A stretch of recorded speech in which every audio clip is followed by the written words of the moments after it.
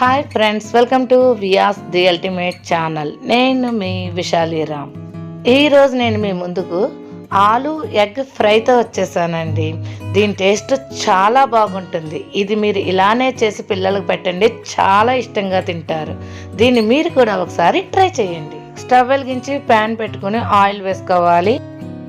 Oil బాగా కాగాక 2 ఉల్లిపాయలని 3 పచ్చిమిర్చిని cut చేసి వేసుకోవాలి. కొంచెం కరివేపాకు వేసుకోవాలి. ఇప్పుడు వీటిని చిన్న మంట మీద బాగా ఫ్రై చేసుకోవాలి. ఉల్లిపాయ ముక్కలు వేగేలోపు 2 బంగాళదుంపలు తీసుకుని వాటిపైన ఉన్న పీల్ మొత్తం తీసేయాలి. ఇప్పుడు ఇలా ఒక గ్రేటర్ తీసుకొని ఈ గ్రేటర్తో బంగాళదుంపని తురుముకోవాలి. ఇలా బంగాళదుంపలన్నిటిని తురుముకోవాలి. ఉల్లిపాయ ముక్కలు బాగా వేగాయండి. ఇప్పుడు ఇందులో బంగాళదుంపలు తురుము వేసుకోవాలి. కొంచెం పసుపు వేసుకోవాలి. ఒకసారి అంతా బాగా మిక్స్ చేసుకొని మూత పెట్టుకొని 2 నిమిషాలు చిన్న మంట మీద కుక్ చేసుకోవాలి. 2 నిమిషాల తర్వాత మూత తీసి కర్రీని ఒకసారి మిక్స్ చేసుకోవాలి.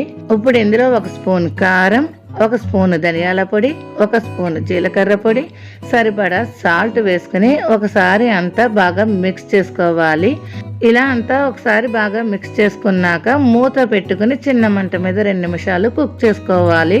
2 నిమిషాల తర్వాత మూత తీసి కర్రీని ఒకసారి మిక్స్ చేసుకోవాలి. ఆలు బాగా ఫ్రై అయ్యిందండి. ఇప్పుడు ఇందులో 4 కోడిగుడ్లను పగలగొట్టి వేసుకోవాలి.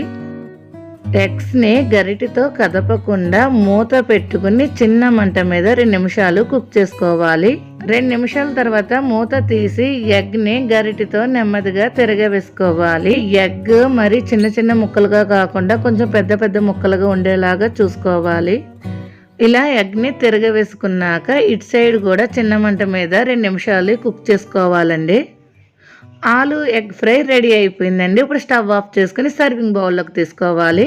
వేడి వేడి అన్నంలో ఈ ఆలు ఎగ్ ఫ్రై వేసుకు తింటే ఉంటుందండి మరి అబ్బబ్బబ్బబ్బబ్బా అద్దరిపోతుందండి. ఒక్క ముద్ద కూడా వదిలిపెట్టకుండా తింటారు. దీన్ని మీరు కూడా ఒకసారి ట్రై చేయండి. ఈ వీడియో కనుక మీకు నచ్చినట్టయితే లైక్ చేయండి, షేర్ చేయండి, మన ఛానల్ని సబ్స్క్రైబ్ చేసుకోండి. Thank you friends.